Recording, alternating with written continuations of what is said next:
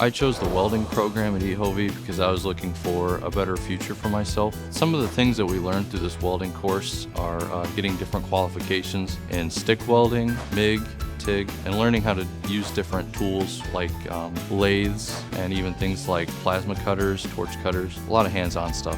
What kind of welding you doing today? I am doing a flat weld today, MIG. Awesome.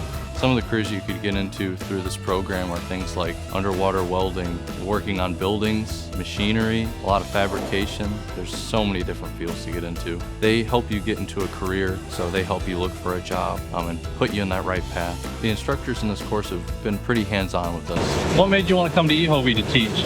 I enjoyed it. Had a good career doing it. Now I get to help other people on that path. Thanks for teaching us. I think the advantages of coming to EHOVE is just not having so much student debt and being able to learn a skill. There will always be room for you to find a job, and not just a job, a career. You should come to EHOVE because it's a place where you can get a career for your life. Your future, your career.